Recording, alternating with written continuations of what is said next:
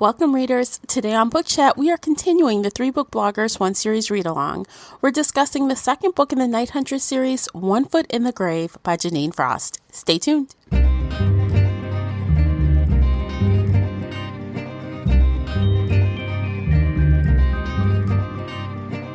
Hey everyone, I'm your host, Tamara Ford, and welcome to Book Chat here on the Shelf Addiction Podcast. Participate in this book discussion by joining the Facebook group Shelf Addiction Official. Talk about the series with us there, as well as other bookish topics. I hope to hear your thoughts on this book discussion, and you can find all 3 of us on Twitter and Instagram. The links for everything I've mentioned are below in the show notes. If you enjoyed today's episode, please support this podcast by sharing it with some book nerd friends or on your favorite social media space. That will really help me out, and I appreciate you for doing so. The uncut video version of this podcast is available now on Patreon. Join us there for exclusive videos, including the podcast after show. We also have an extra spicy extended conversation about the infamous chapter 32 from this book. So if you're interested in that at all, you'll need to come on over to Patreon and sign up. Before we get started, I have to issue a spoiler warning. This is a roundtable book discussion, so nothing is off limits. You've been warned. We've got a fun hour ahead of us, so let's get started.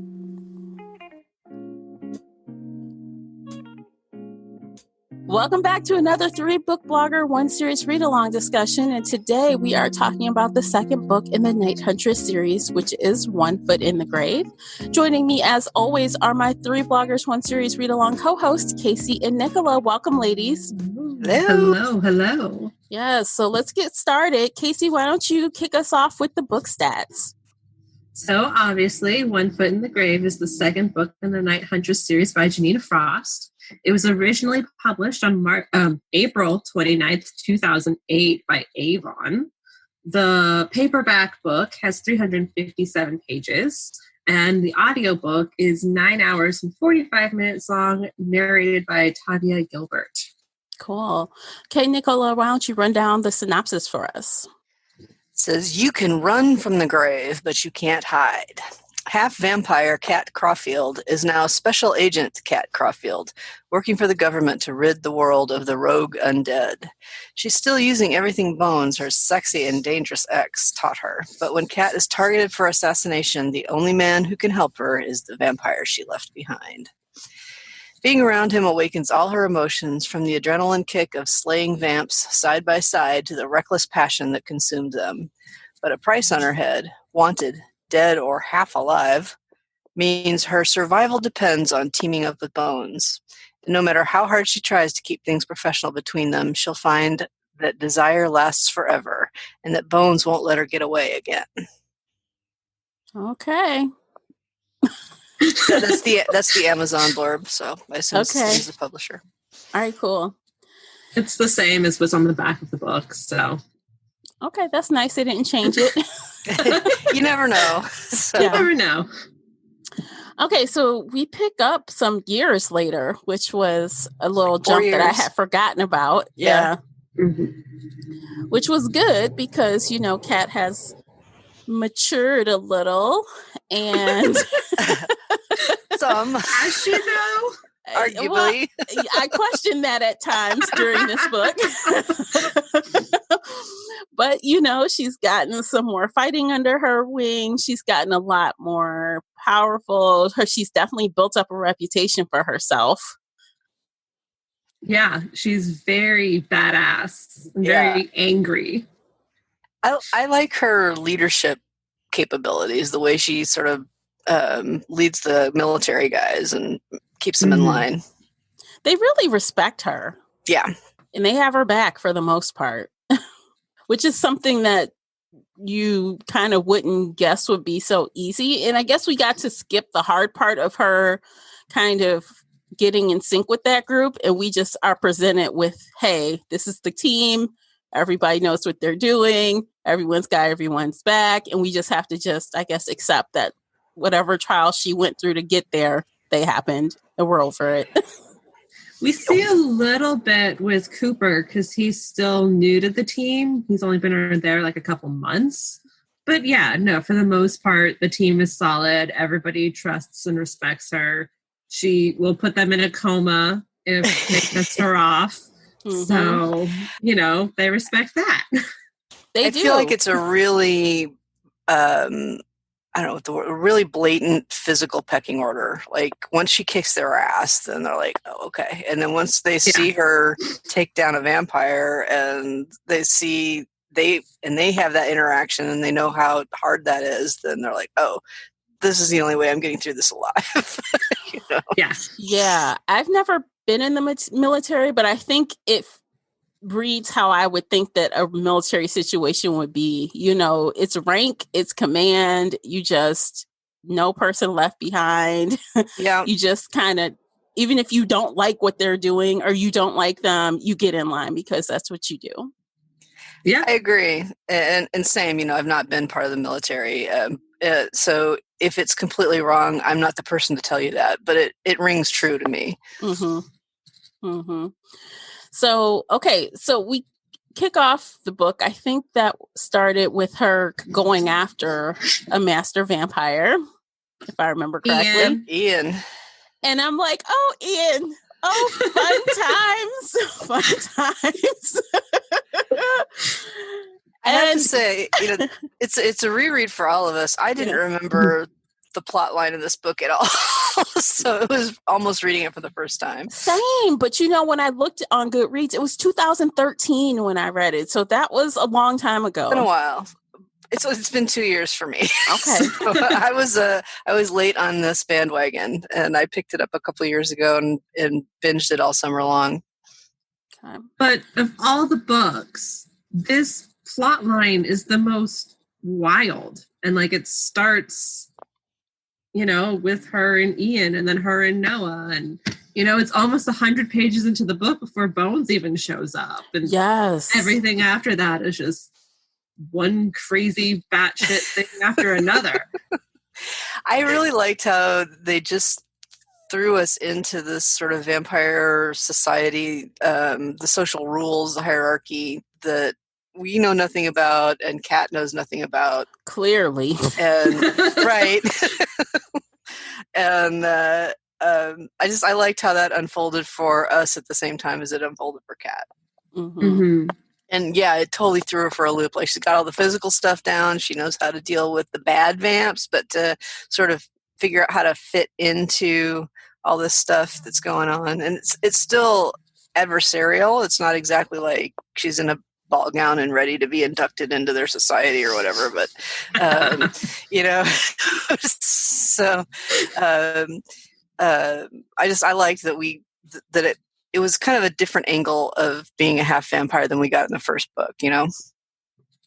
Yeah, in the first book, I think it was more about her kind of accepting herself and stuff. And I think she's well beyond that now. And she's in a different place as far as self-acceptance. And she's gotten to a new place in this book as far as people accepting her vampire boyfriend. She gives zero fucks right now. She's like, I don't care. Y'all better deal with it. And I like that about this is how it is. Yeah. Mm-hmm. I do like how she deals with Dawn. Dawn. Oh God, I forgot that happened in this book where she finds out that's her damn uncle. I'm like, oh, that's right. Yeah, that was a good twist. A good twist. Like you send your niece out there to kill, your fight blood. These really hard situations where she could literally die. You just bye, see ya. Like, oh, that's so rude. And he still doesn't trust her. He doesn't. 4.5 years later, he's like, he's so ambivalent about vampires. He's just like, they're all bad. Well, I mean, his brother did turn evil, so. Was his brother evil before he turned, though? I think he was. I think maybe he might not have shown it, but I think Kat even says, or maybe Bone says, I forget who said, but it just enhances who you are already. So if you're kind of if you're an asshole, you're gonna be an even worse asshole once you're a vampire. So, the other time that you hear that about drinking a lot is that if when somebody drinks, it kind of brings out their underlying either they just get happier and more jovial, or they get more and more jerky. The other place I've heard that, I had an office mate at work for about a year that was a paraplegic, and he said that was true of a wheelchair incident too. Like if you are in an accident that confines you to a wheelchair, it can either like bring out, it just enhances whatever you are to start with. I thought that was an interesting observation. So a little off topic, but it's kind of like some life experience. But yeah, it's that when you go through like a big trial, it kind of, if you're a naturally optimistic person, you eventually come out of it, and if you're not, then it can make it a lot worse. Yeah, I can see that. And just think about that over decades. So you're already a gross human being, and then just you're strong. No one can really stop you. You can do what you want. You just really settle into your nastiness the longer you're around. So then you hire a hitman to kill your daughter. Yeah, makes sense. Makes total sense. That's a natural progression from what I said. Wouldn't you think he'd reach out first to try to? I don't know. It's like he's maybe the least developed character, and he totally doesn't really get his moment in this book, I don't think. No, but we'll see more of him later. Right. But yeah, no. He's just like he's pretty flat at the moment. So evil for evil's sake. Yeah. Like, why wouldn't you try to turn your daughter more evil? Right? Try to recruit her to your side. I don't know. Oh yeah, he could have tried. It would have been interesting. Like if he had paid attention to what was going on when she was growing up, he could have like been in a whole different kind of position in the hierarchy, right? Mm-hmm. He didn't, but Dawn did. Dawn was watching her since she was born. Yeah. So why didn't he step in earlier with the military or anything? He's waiting on her to be psycho like the other vampires, just like her mother. It's like they were both watching her, waiting for her to flip. Yeah, to just freak out and just go eating everyone or something. Yeah, her mother is such an interesting character in this series. She doesn't have much play in this book, but no. I think she's another character that's pretty flat in this book as well. She's still kind of the same person as she was in the first book. Yeah. To be fair, so is Kat. Kat is very not mature, and she has a lot of the same personality traits as she does before. Like, she still thinks she's the only one who can do the thing. Yeah. She doesn't trust Bones. She doesn't ask him, which is why, at the end, she's like, I'm just going to kill my dad right now. Oh, my God. Okay, let's just talk about that for a millisecond. Do we want to go right to the end? Because that was definitely the biggest WTF moment in the book. That whole thing. Okay, so first, she has already had a situation where she's kind of like caught herself jumping the gun where she didn't know everything, right? She's already been through that at least once. And then she's so about her feelings, so enraged, so in her feelings, she does not think. She doesn't pause to think. She just acts. And then she just gets herself into these situations. And by the love of Bones, he pulls her out of it. Yes, that's exactly what happens, by the love of Bones. Yes. Yeah, it's just like a Picard double face palm moment, It's just like, oh my God. Now what? Okay, she is as a person. This is her character. This is her personality. And it's been 4.5, 5 years, and she's doing the same exact thing. Yeah, it's like she can't see the big picture no matter what. I mean, she almost got out of there scot-free until she opens her big mouth. Yeah. Like, Ian's girl. like, oh, kitty cat. So, I mean, to be fair, she's the product of her parents. Yeah, she has no role model, right? She's the only one that's half and half. She has no understanding of the society that she's learning about. And that's partly her own fault because she leaves Bones behind and for his own good. And so Yeah, think about if they had been together for these 4.5 years. She would have known so much more. She would have known not to, she would have had the time to learn. Well, she would have never tried to off Ian. No, that's Like, Yeah, she would have that's seen, true. you know, if she'd been with Bones the whole time, then she would have known more about the whole hierarchy sires thing. She probably would have met Ian. Right? Because they're friends. Yeah. So that never would have happened, period. Yeah. Yeah, which she goes and I guess her humanity is shining through because at the beginning when she goes to kill him and she realizes, oh, this is one of Bones' friends. This is her, the guy who made him or whatever. Uh-huh. She's like, okay, I'll throw you a Hail Mary. Okay. You can walk away from this thing. We'll walk away. Okay.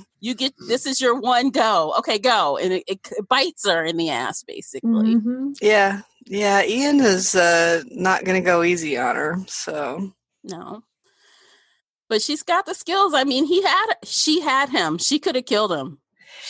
Probably her silver knife was in his heart. All she had to do was twist. Mm-hmm. Yeah. The other thing that I think could have made this all go away is if Bones had just told Ian, like, no, this is the one that I've been, this is my girl, like, I don't understand why that didn't happen. Maybe, I mean, okay, so I got the vibe that Bones felt that Ian is almost like obsessive about something he sets his sights on.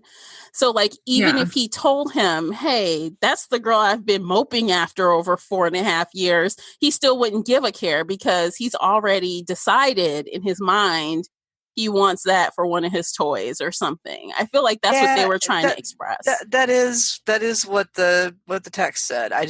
It feels like, are you guys friends or not? I mean, I don't. They're not friends. I mean, they're family. They're not friends. Like he made him. He's in his family line, but we all have those family members. Like if we weren't family, would I be your friend? Unlikely, but I don't know. I feel like that relationship is maybe doesn't feel consistent through these two books. But we know. Well, we never saw Ian in the first book. No, we didn't. But Bones talked about him. Yeah. He might have some respect for him. He probably, I guess he doesn't feel bad about him turning him. Exactly. I don't know if Ian is just like a megalomaniac or what, but then there wouldn't have been a book, so I guess it couldn't go that way. Right? Yeah.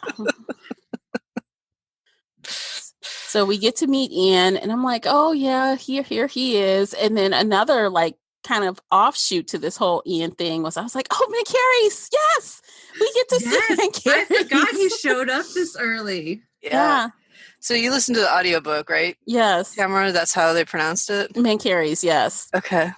Yeah, and that's one of the things I love about an audiobook. I would have never known how to say that name looking at the spelling. Yeah, I probably would have been using the CH differently, Mancharis or something like that. Oh, no, it's Mancarys. Well, that's how Tavia Gilbert decided to pronounce it. And Janine Frost must have said, okay, because that's how I wonder if the authors do that. Do they give a pronunciation guide for the sometimes? audiobooks? Well, depend on the author. Yeah. We can get into that later, what I've heard from different authors and narrators. But yeah, sometimes not. So. But yeah, I love seeing him. I'm like, oh God, this is like the brand of this series. Yeah, and Ian's like, you always take his side. Take his side. He's like, shut up, man. This is not about that. Pout. Yeah, go sit in you your always corner. did like him better. Daddy's favorite. Oh Lord, like just go take a seat somewhere. Like he is the worst. Ian does not come out very well in this book. No, he doesn't come across very well.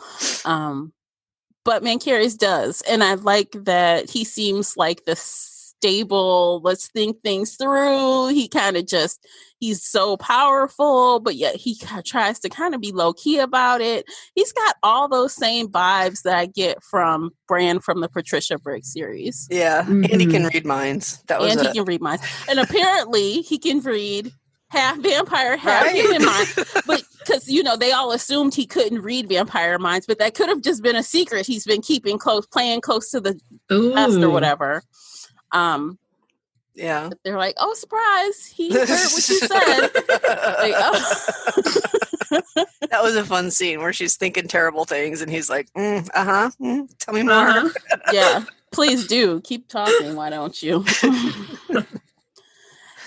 Kat, there again, she shows her personality of like, but at least she had common sense to keep most of it to herself, even though someone was still reading her mind. But still, it's like, you can't necessarily stop yourself thinking what you think, Oh my gosh. No. I would hate for someone to be around me that could read minds. I don't think they'd be very happy. No. That would be terrible. Kind of like, that's on you. I wasn't going to say it, but if you're going to intrude, then you get what you get. If you're going to listen. Like, eavesdroppers never hear anything good about themselves, right? So that's your bad. You looked. Yeah. You could have been blissfully ignorant. Yeah.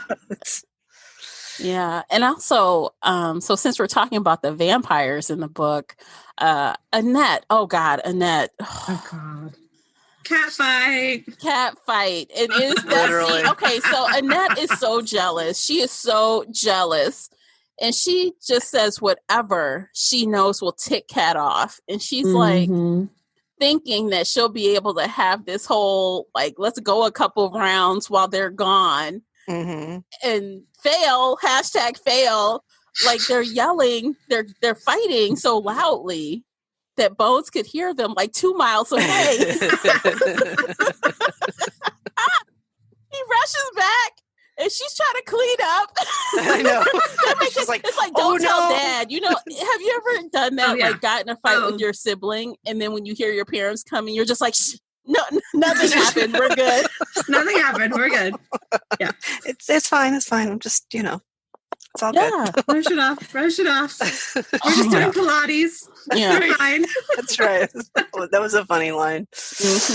Yeah, Pilates, Lord, they wrecked that room. They out her bloody knife, and he's like, "Are you sure you're doing Pilates?" All the furniture's broken. Yeah. The next morning, like, there's no place for anybody to sit. The furniture's all shattered.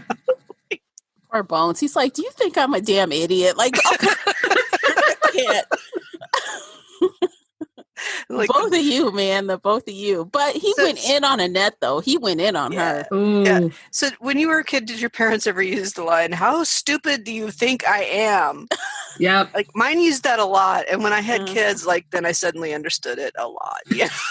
Like, they know. You're not tricking anybody. Oh, and it's so funny when they're little and they're just like, "Oh, I don't know what." And you're just like... I said something to my dad once when my kids were small. I'm like, now I get it. He's like, yeah, it's kind of insulting. Yeah. Yeah, you just think you're dumb as a doorknob, but you'll never know. I can totally get away on. with this. No, yeah, right. So, yeah, it's very much like that. Yeah, for sure. Which is like gonna be an interesting relationship between Annette and Kat forever. They're always going to have this I hate you, but I'll deal with you kind of thing. I think, anyway. That's how it's set up anyway. Well, I guess anything could change, but... I like that they just kind of hashed it out, right? For now. And, Kat got the last word, so to speak. Oh, she definitely did. Screaming orgasm. She definitely did. Like, or we could do this and she'll hear everything. And I mean, oh God, I guess whatever you feel you need to do to stake your claim, girl, because she is the most jealous. And I mean, I think she showed herself being a little jealous in book 1, but my goodness, it really came out in this book how jealous she really is. Oh, no, in book 1, there was that scene where she, like, grabbed Bones' lap in front of the other one. Yeah, she did do that, but like, I just feel like it was amplified. Territorialism. Well, she's like, that times 100 in this book. I'm like, oh my God. Yeah, it's over the top, but But that's the book. That's the series, right? That's just Kat as a person. That's what I mean. You know, Yeah. she's over the top about everything.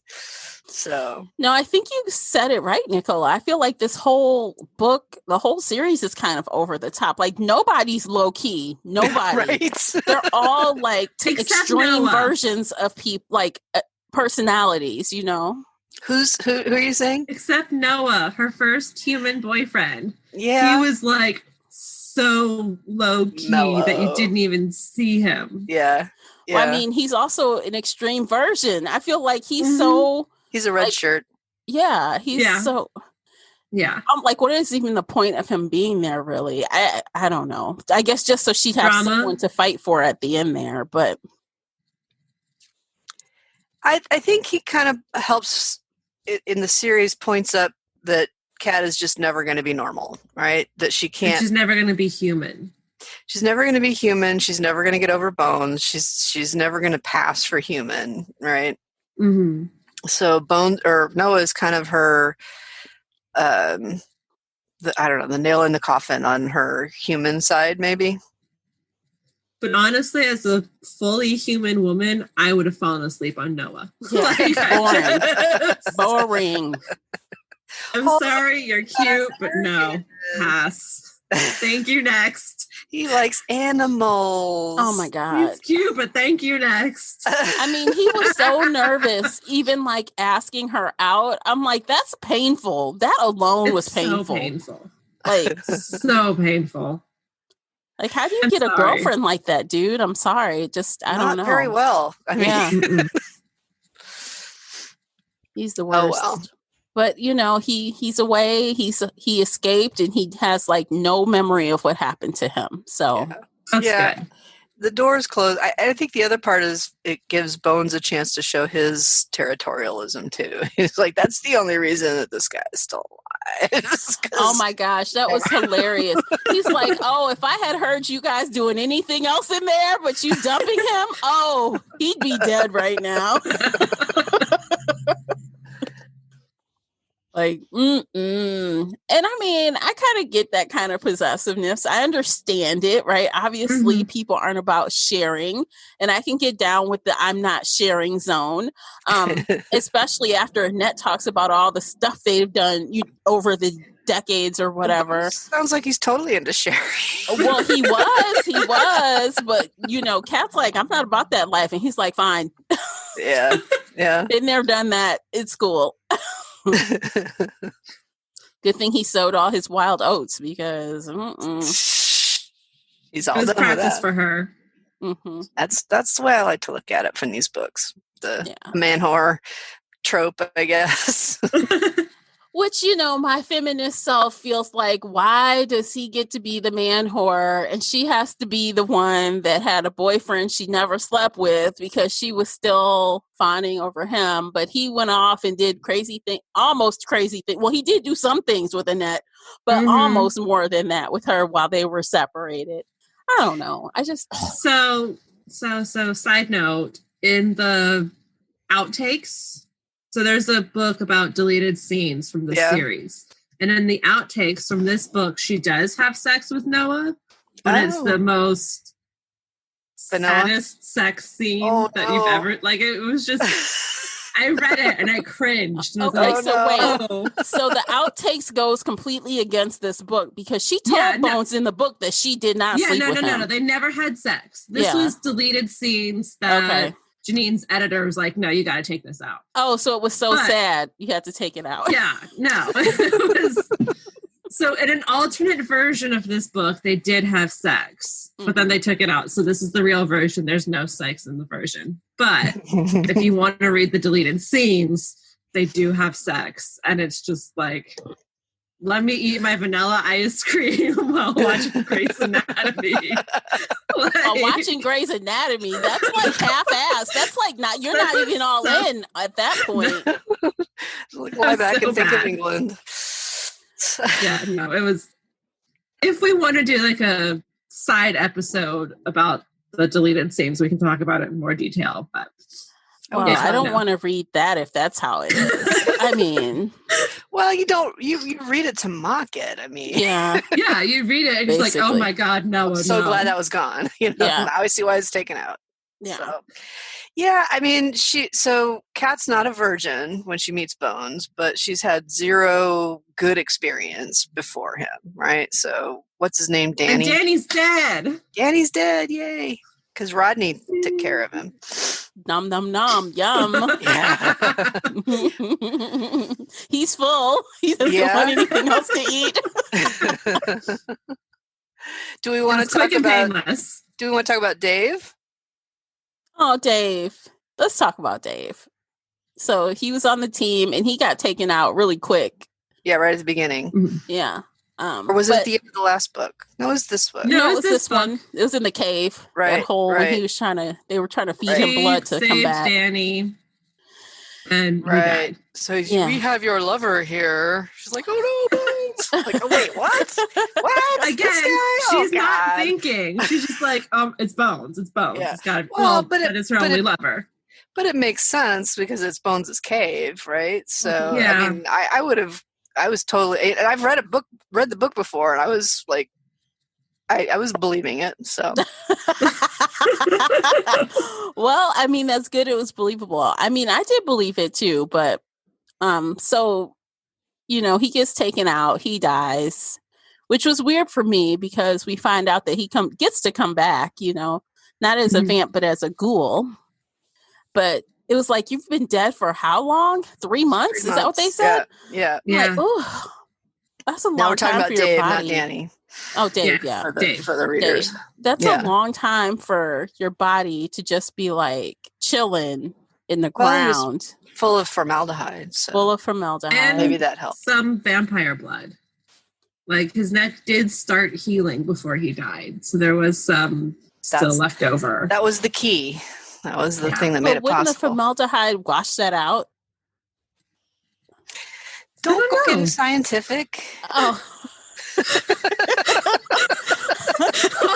have to think about this. I'm just saying. Oh, yeah. Vampire blood. It's magic. It's magic. Okay. It held on just enough time for him to change back, which I can get with because I like his character. Yeah, it just goes to that, nobody left behind spirit that they have in their group. So that's nice. Mm-hmm. And they had this whole, I guess, kind of come to Jesus moment when they decided to bring Dave back. Like Tate and Cooper and Juan. They were all like, "Oh, we missed you, man. We love you. We don't care what you eat. You're great." Yeah. Well, they'd had the meeting in the compound, right? Mm-hmm. Where was it Bones that said, he's gonna be vulnerable, and he needs to know that you guys have his back, and I like that. I like that. It makes the military guys a little more human to show some emotion there. Yeah, poor Juan. He's like, you guys, these guys are so fucking boring. I need you. Need you around. I can't take it. I like Juan. He's my favorite. Yeah, Juan's amazing. I was just going to say, I appreciated the fact that all three of them cried. All three big, surly men cried. I was like, oh, I love it. Men crying. I love it. They're showing their emotions. I know. It's attractive. Not up to a point. Stupid emotions. Yeah. Up to a point. You don't want the guys to be the whiny babies, but not that much. No, but to have the ability to do so is important. Yeah, the ability to do so is good. Mm-hmm. So we want to go on this Tate tangent because I have feelings about Tate. Let's do it. Let's go. You start. I know you have feelings about Tate. I do not like Tate. I do not. As I'm rereading it, I like him less and less. He is a whiny man-child. He needs to pull his ass out of his head. And I cannot say more because I don't want to spoil the series. But this man baby needs to just rip his head out of his ass. Please and thank you. He is a man baby. Like the minute he saw a cat with a vampire, he went running back to tattle on her. Yeah. Like you are the worst. Yeah. tattletale, whiny, oh, how dare you turn on us and sleep with a vampire? Ah, like, get out. Like, but I loved how she handled it. She's just like, that's my business. You know, you either trust me or you don't. And she calls out Juan. She's like, how many women have you been sleeping with? I know, how like, many you're of the them biggest get background man whore. checks? Yes. Yeah. Like, you didn't check his 100 skanks that he was rolling through in the last however many years. I don't know. Yep. The Don Juan for sure. Yeah, the double standard. And this is all written, you know, before the whole Me Too thing, which I think changes things a little bit. So I don't hate Tate. I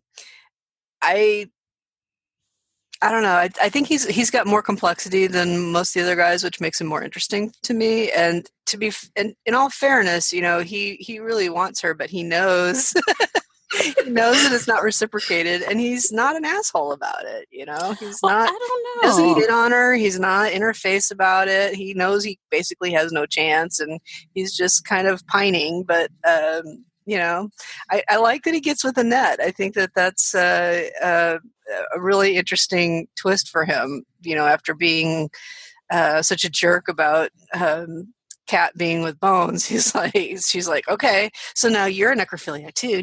Right. Well, I mean, she calls him out more than once. Like, I'm half vampire. You are trying to get with me. I'm a vampire. Right. Like, you know, you're doing that. And then, of course, when he finally gets with Annette, he's like, you know, she's like, well, what are you doing? Like, you talking smack about me? Look at you, knee deep in over there. Like, once you know, go dead, you never go back. Apparently, I can't remember what they said about that. Oh, wait, here it is. Here's the quote. Okay. You know that old saying, once you go dead, there's no one better in bed. That's the quote. That's it. Okay, that's a little bit of work. Well, that's the quote from On Goodreads. So, all right, yeah. It sounds right. Yeah. So, but no, Tate was pining, but then as soon as she starts talking to Noah, he freaks out, and then Bones shows up and he flips out and he tattles on her like a freaking baby, just like, and then he can't, I don't know, just deal with it. It's always there. It's always, I want you. I've always wanted you, and you're ignoring me. Wow. Obviously, I have feelings about this. Yeah. I'm not going to try to talk you out of your feelings, Casey. But now I know it's a losing battle. Yes. I'm saying that I kind of enjoy the complexity there. Mm-hmm. I don't see the complexity, but sure. You can enjoy it. I like Tate more. But in this book, I can't. I mean, he's just kind of a nuisance to me in this book. I don't hate him, but I don't love him. I just kind of think he's annoying, like that annoying bratty kid to me in this installment anyway. I like even Don better than Tate in this book. I definitely don't like Don. Me too. I like Don. I feel like he's he's nowhere near as bad as her mother, but I feel like he's going to go a long way in a short amount of time. Like, just because their goals align, you know, and now that he's admitted that this is his niece, I mean, or not, well, now that he's been called out that this is his niece. Called out on it. You know, the relationship's going to change. And I think I'm excited to see what develops there. Oh, for sure. He's definitely growing and being called out, and you know. Well, that's the thing that makes me like him less, right? To see that he's been family all along and he's still kind of an asshole, you know. And what he doesn't trust her, he doesn't, I don't know, that makes me like him less. So with Tate there's some passion, right? Don is so cold, it's I don't like him. But. See, I don't see him as cold. I just feel like he was just so turned off by his brother. Like, his brother was doing the same thing he was doing. You know, they were both kind of hunting scary monsters, and then his brother becomes a scary monster. So, I don't know. I just feel like I have a level of empathy for him, I guess. I don't know. And I just have good hopes for him, maybe. But, and like I said, I don't hate Tate. I don't dislike him. He's just kind of there for me right now. We'll see. Because we've got a long road with this team. Yeah. Agreed. Oh, yes. Yeah. Oh, so let's talk about Kat's dad. Did we already talk about him? Did A we little talk bit, but we a can little go bit? back. A little bit. We talked about the end. Yeah, we did talk about him. I just wonder, like, and honest to God, don't remember. Like, when do we? I feel like Kat's gonna get her final go around with him, but I wonder how long we have to wait. I Because don't remember. I do think it comes up. I think it's book 4. Okay. I honestly don't remember, but Okay, it's I don't remember sooner either. rather than much later. Because she's think. like, okay, you got away now. Like, I'm not done with you. Like, that's going to be a fight. Yeah. Mm-hmm. A declaration of war. Yeah. Shots fired. Like, damn. But, I mean, what do you expect? You know, you raped the girl's mother.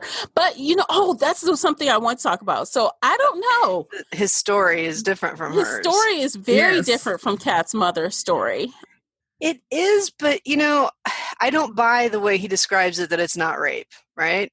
Mhm. So I would need to read that again. But he's like, it wasn't rape. She was into it until she knew I was a vampire. I'm like, that's still kind of rape. Because, you know, Yeah. if you're coming into it under false circumstances and you're planning to drain her dry when you're done and she freaks out because you're a vampire, I don't think that's not rape.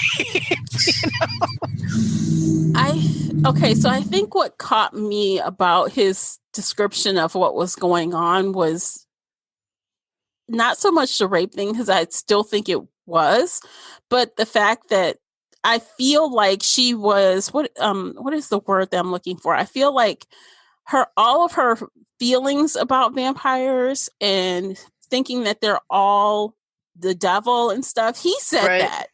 And when he was saying that, he had green-eyed her. Yeah. So I don't think that she just heard him and repeated it. I think that he accidentally like made her like internalize that. You know how when they green eye you and they tell you what to do, you do it. Like I think he did that to her. Kind of thing. So Yeah. So it's ingrained in her now. All of them are devils. You're half devil. This is what, you know, I don't think it's just her personality that's doing it. I think it's some influence from Max. For sure. Oh, absolutely. Yeah. So he in turn has kind of made Kat's life hell for green-eyeing her mother. Like, why would you do that? It's already bad enough what you did. Like, add that on top of it. Like, well, make her miserable and scared of, you know. Well, that's one of the reasons why we don't like him, right? Because he's a jerk. Mm-hmm. It's the mystery is why he didn't kill her, you know? Yeah. Why didn't he just kill her? He didn't know that he could get her pregnant, right? True. But if you're screaming bloody murder at this point. What's his name again? Maximilian. Maximus. Maximus? That's what it says on Goodreads. I don't know. You know the character list? Yeah. Uh-huh. But I don't know. I just feel like he should have just killed her, but then we'd have no cat. So I don't know. Yeah. I just want a real explanation as to why he didn't kill her. He could have just... Yeah, I think the well-behaved vampires don't kill their meal tickets, right? That's what gets them in trouble with their sires or whatever. Well, the well-behaved vampires don't rape people either. So they go to those clubs. Can we go back to that? What? Go ahead. Go ahead. Yeah. No, he's like 2 days old. Like he was just barely changed. And he has enough strength to just have sex and leave her alive. Oh, I know we haven't seen a change yet, but it's in this series we see other vampires change. And I don't think any of them could have done that. Well, it's a couple. It's within a week or two. It's not like the minute he was changed. Okay, I thought it was like 2 days. I can't remember. And I could be remembering wrong, but I thought that this series kind of stayed in line with that theory that new vampires are stronger, very strong. Like, I mean, not definitely weak. strong, but they're Stronger than very humans. susceptible to the bloodlust. Right. They don't have the willpower. They don't have the self-control, I think is what Casey's getting at. Okay, so then, how could he have the self-control? Even 2 weeks in. I mean, for them, it takes decades, right? Or years. A while. I don't think we know that. We'll see vampires change later in the book, so we can talk about it more later. I don't want to get too... there's a scene in chapter 32 when Kat gets some of Bones' blood and she's like, more, I need more. And he's like, pins her and keeps her from... like, whoa, chick. You know, so I think, no, but he expected it, right? But he did. He was ready for it. I feel like it's in that moment of changing. So I don't know how long that moment lasts, but obviously Max was kind of roaming around without is it Ian that changed him? Keeping tabs on him. So, and Ian seems like a responsible sort of master vampire. But this is another thing, though. Okay, so if we want to talk about Ian being responsible as far as his people, I mean, he did check Max, like, during that event. He's like, hold on, what now? What did you say happened? What did he do? You know, like, he was not aware of what Max was doing on the side. So he's a newly turned vampire. Why would Ian just let him be wandering around on its own to get into trouble? I just feel like that wouldn't be in Ian's best interest as someone who just turned somebody. That seems weird too, but okay. I'll just take it. I'll just accept it, I mean. But how he runs his house, from what we've seen, it doesn't seem like he'd be that type of, father, quote unquote. Like, he wouldn't just turn him and unleash him on the street. Let him loose. Yeah. Doesn't seem that way. I don't know. But again, if he did what he was supposed to do, we wouldn't have Kat. So, I mean, I just think some supporting evidence as to why this was able to happen would be nice. Yeah, absolutely. I think we're overthinking it a little bit. Are we, though? Yeah, I think we are. I don't know.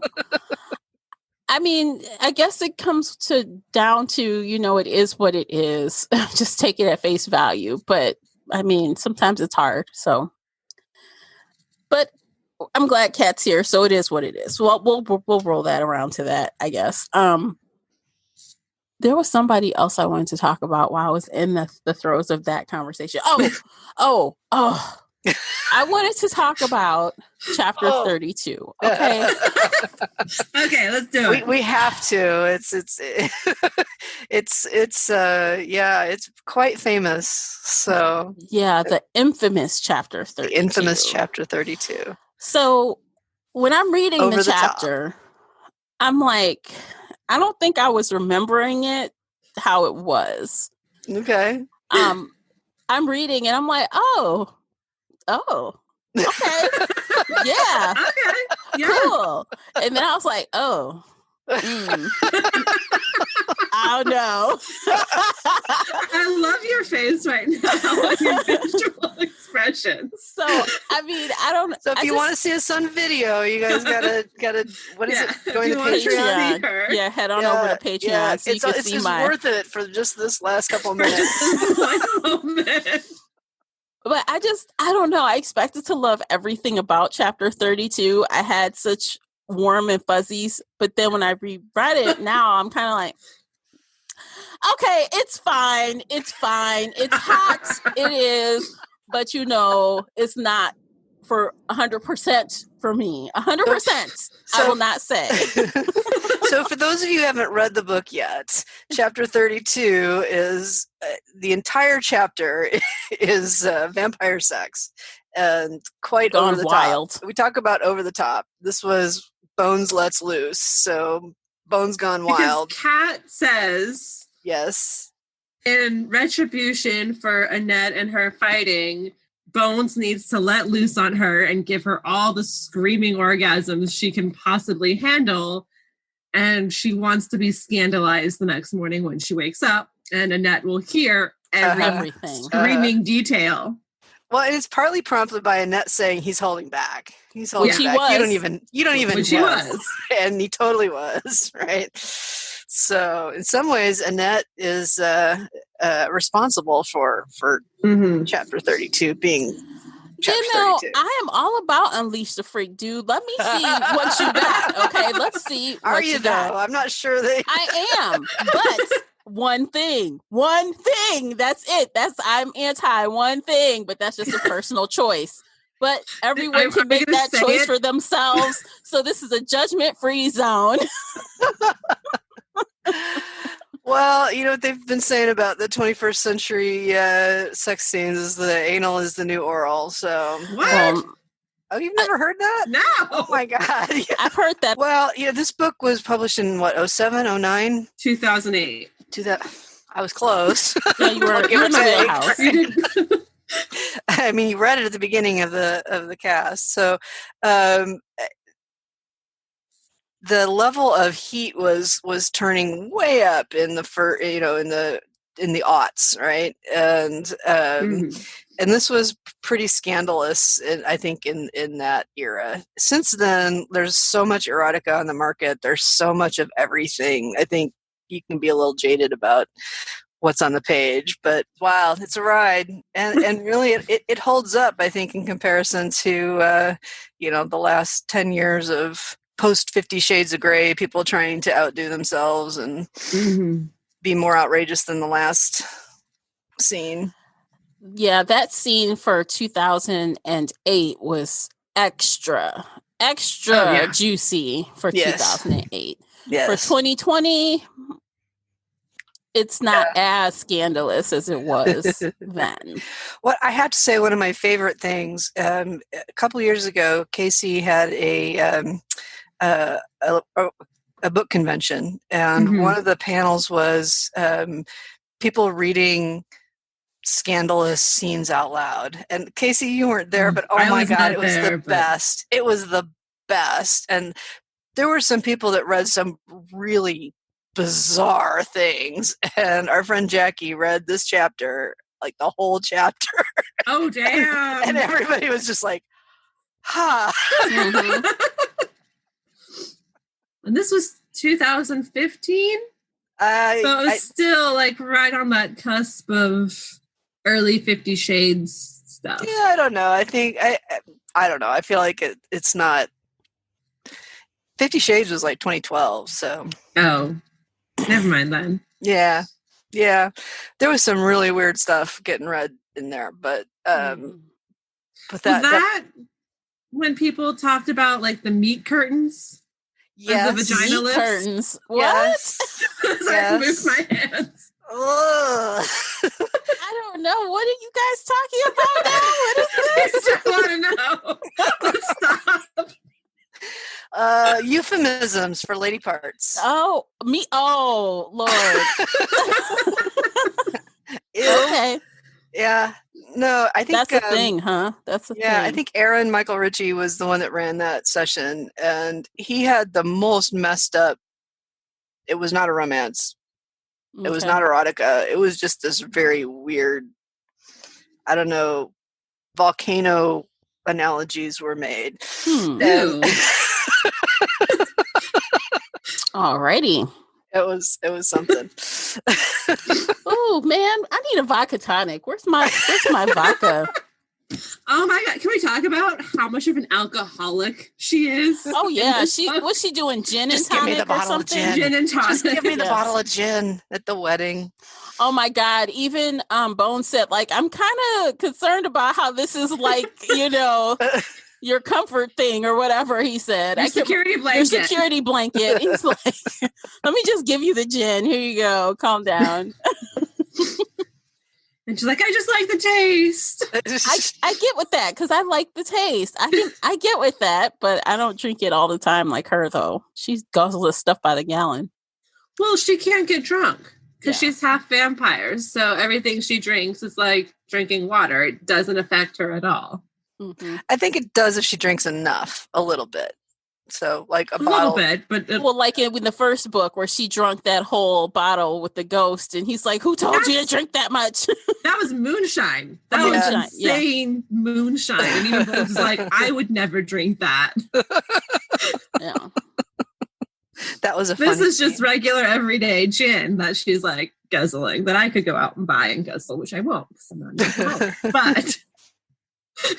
But I'm not mad at her. I mean, she's got like a hot No. guy making her gin and tonics when she gets home. I mean, can I get somebody to make me a vodka tonic when I walk in the door, please? Can I get that kind of service? Just saying. Yeah, I think it's just another thing that sets her apart from humans. It's another way to bring it home that she's not like other girls.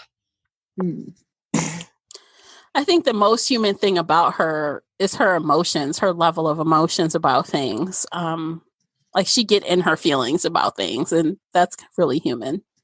Yeah. Oh, for sure. Yeah, some of it's vampire. The vampires are pretty passionate and territorial, right? So, but they can hold it together though. Like even during that time, where she was fighting old dude at the end, to save Noah. The ogre or whatever. That guy that's like beat her down basically. And she rips his head off. Bones was chilling. I mean, he looked at her like, you want me to intervene here? But he just kind of just stood back and he didn't try to rescue her. She had to do the fight. So he was like, well, I'll just look here with this straight face. I think if it had gotten to the point where she was in worse danger, he would have intervened. Yeah, he might have. Like she was still up and fighting when she ripped the guy's head off. If he'd punched her one more time, she would have been down for the count, and I think Bones would have jumped in then. Well, she did say she would have been disabled if he got me one more time on the side or something. Yeah. I feel like it's a function of age. Like these vampires are 300-400 years old, and I think that's what gives them, Bones and Ian and those guys, the capability of appearing stone-faced when there's stuff going on inside. But I don't think it means they're not emotional. I think it means they're able to hide it. Which to me is the most important thing. I mean, like you never want people to see you cry, right? Or never let them see you sweat, right? That's what they say. So like you can be very angry, very pissed off, but don't show it, and she's not reached the level where she can maintain any kind of stone face. It's written all over your face. That's her. She can't. I bet she'd be a terrible poker player. Yeah. No, it's Tate and Juan who are the terrible poker players. Remember? I think that might be an inconsistency. Or maybe she just doesn't get emotional with those guys. I don't think she gets that emotional with them, but they get drunk. It was like this passing paragraph right. where she's like, oh yeah, they come over, they get drunk, and they're already bad, but they get worse the more they drink. And I just sit back and I'm like, yeah. And that's about her alcohol tolerance. That's not about her poker face. Yeah. Because she can't get drunk, really, or it takes a lot for her to get drunk. Let's put it that way. Moonshine. Yeah. We know it's possible, but it takes a lot. It's funny, and that's just like another way she wins the guy's respect, and because guys are messed up that way. Like if you can hold your liquor, that's a thing, right? Mm-hmm. Yeah, which is a weird thing. Yeah, I don't know. I've never been in a situation where I had to prove myself with how much I drank. Thank God. I have. Oh, you have? Yeah. And the key to that is faking it. Oh. So college drinking games. Like I worked for a group where I was one of like 3 women, and we partied a lot. We would go home from work every night and drink a lot. And we would do drinking games, and I would drink out of an empty beer can for like an hour. Ooh, tricks! Drink. Okay, I got to do drink. Yeah, okay. Everybody, because it was games where other people would choose who had to drink, so the women all got ganged up on. So, of course. In my working life, I had a big dinner one time in Guadalajara, and we went out after a big thing at work, and there was 20 people at a big long table, and we went to a fancy tequila place, and like the people I was with got so melted. They were just liquefied, and and it was kind of funny. We got to the end, and I was in a different hotel from the rest of the people from a misunderstanding. And the one guy was like, "You can't go home by yourself. You'll get kidnapped and sold." And I'm like, if you're the only thing standing between me and white slavers, I'm sorry, but it's still I'm in trouble. If that's the only thing, I'm in trouble. So, but yeah, they would, I just wasn't drinking and nobody paid any attention, but they would look over and like, okay, now you got it. So when I did do a shot, like I made sure everybody was looking. I was very flamboyant, like slammed the glass down like the chicken Raiders of the Lost Ark, and like everybody cheered, woo, but I had like maybe 3 shots after 4 hours or something and everybody else was just counting. So you know what? I'll remember that for next time because now that I think about it, I did have a work situation where my manager reprimanded me for not drinking enough. Yeah.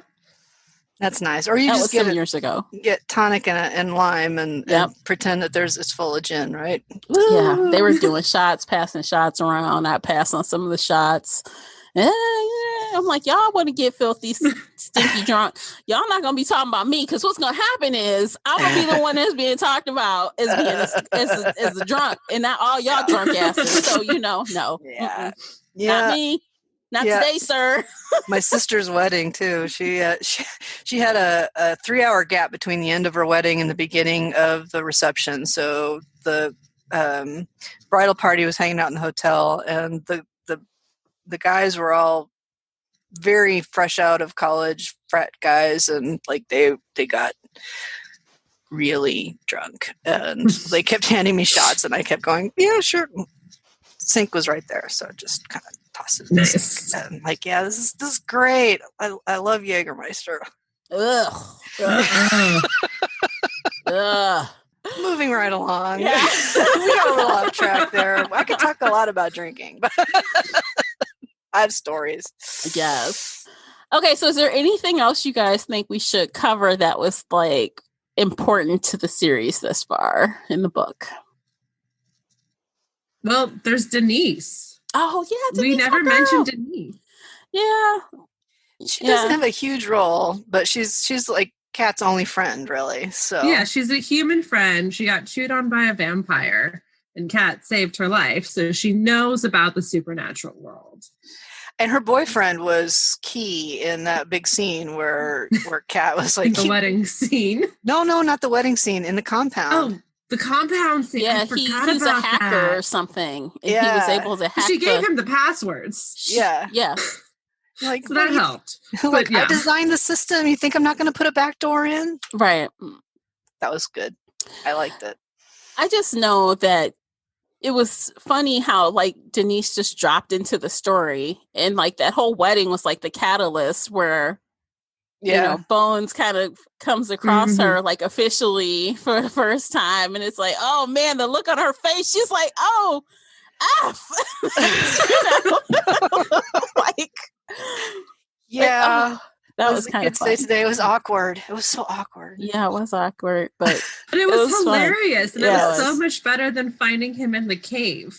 Mm-hmm. Yes, because you guys were talking about how you thought he was in the cave and like the build up, and it really does seem like he was there because they hear kitty kitty, and it's all it's the cave, right?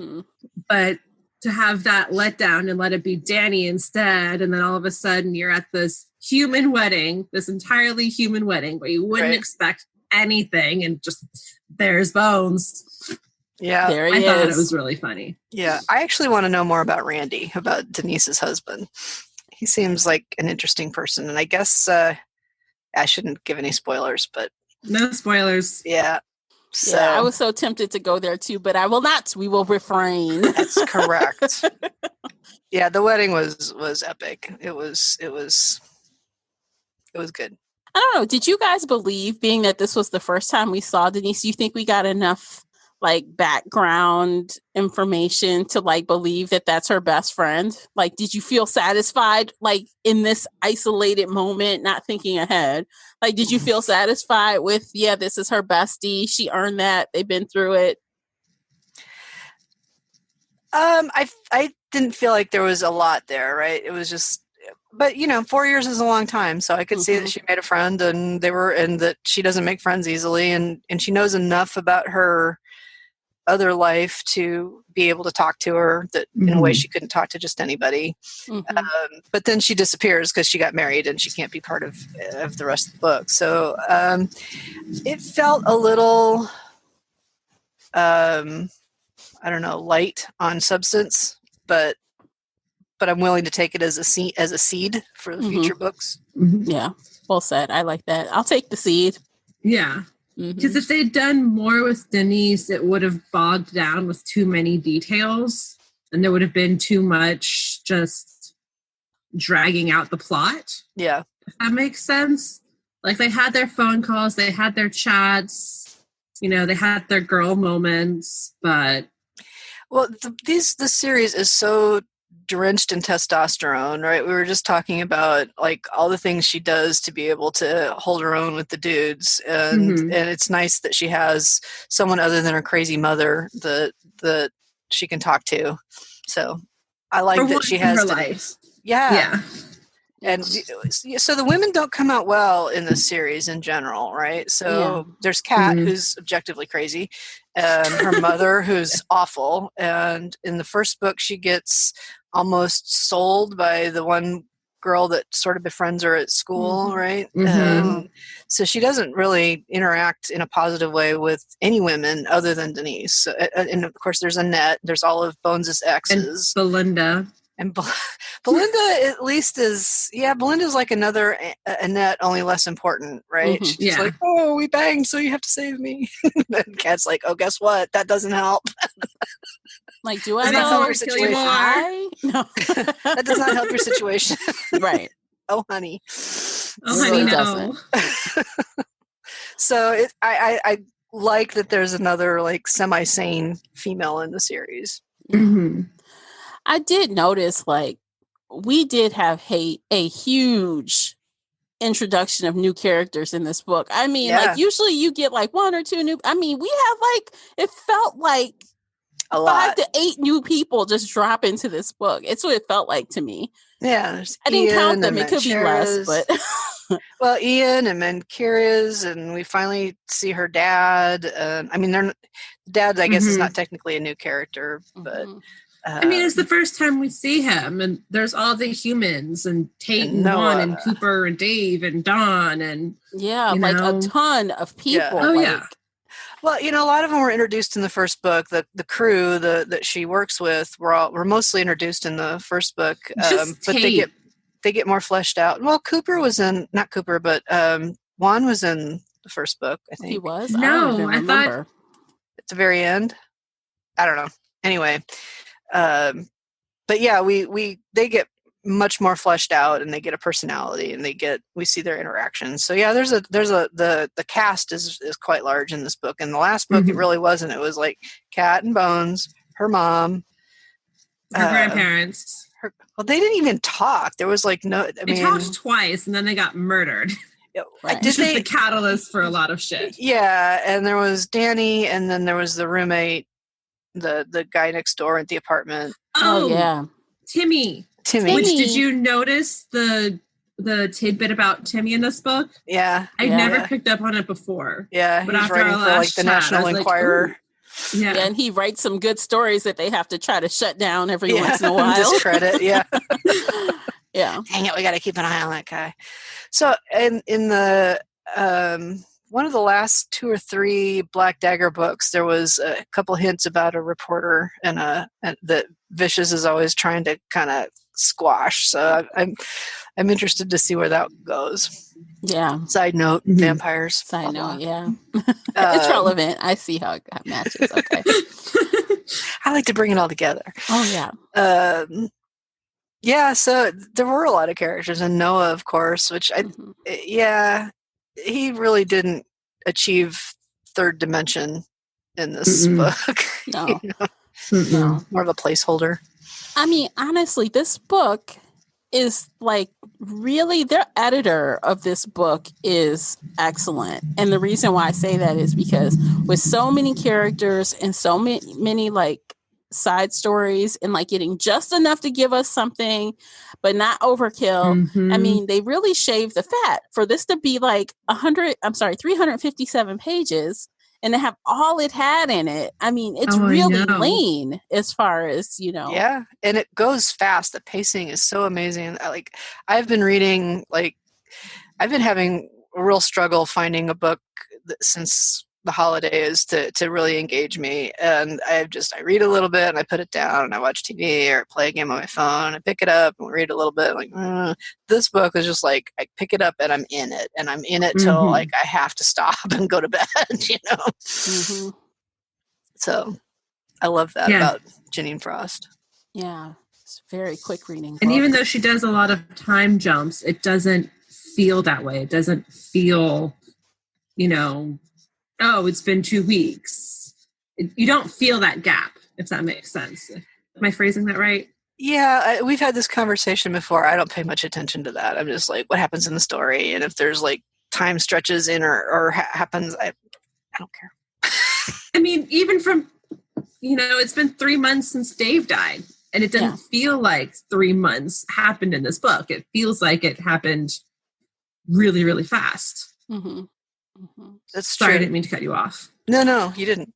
I'm thinking. I feel like I like when time is marked only because for me, because I think of things logically, sometimes it's hard for me to just accept what's there without any supporting evidence. So for me, I like that the time is marked because, for example, if I can feel that you've been doing your own thing for 4.5 years, and then when you guys come back together, it seems real to me because I don't have to question, wait, how long have you guys, has it been 6 months or 5 months or how long? I like being clear on timeline. Oh, yeah. I love Speaking of timeline, when she started talking about her longevity, that was yeah. She's gonna live forever. I know, and she was so sure she was gonna be old and wrinkled and dead in 100 years, and he's like, "Well, actually,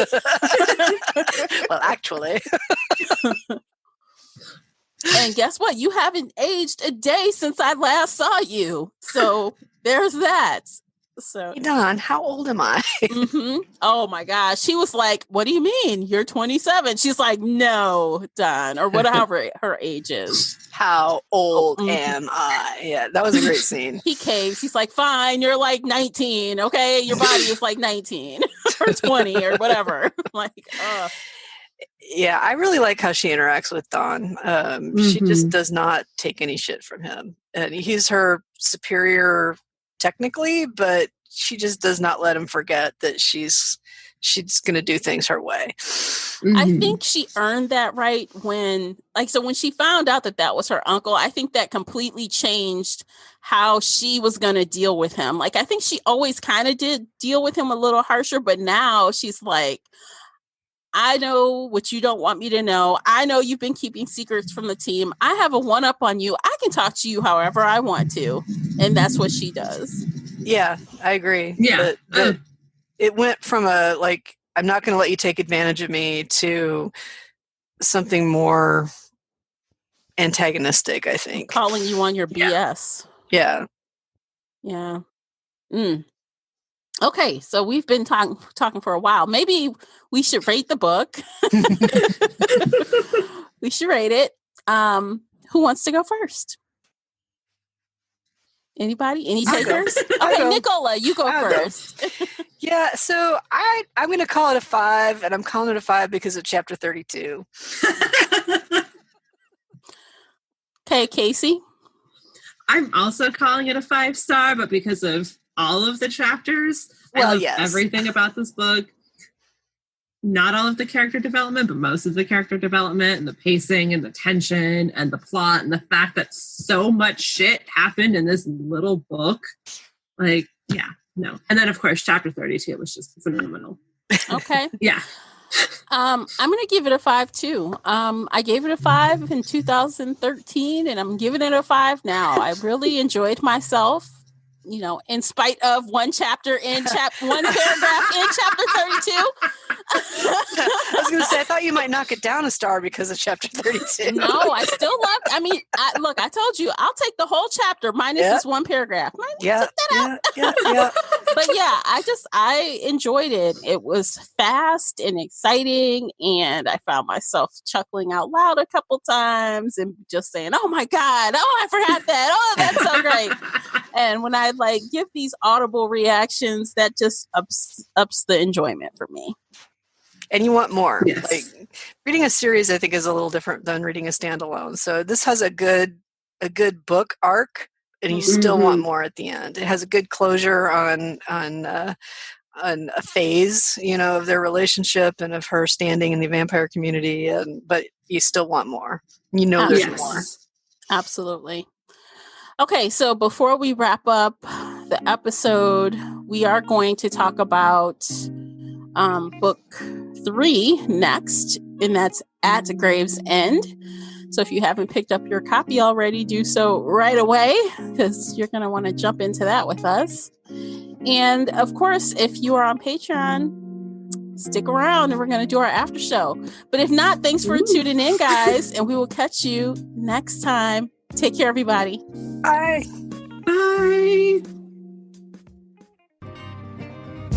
If you enjoyed today's episode and would like to show your support, there are a few things you can do.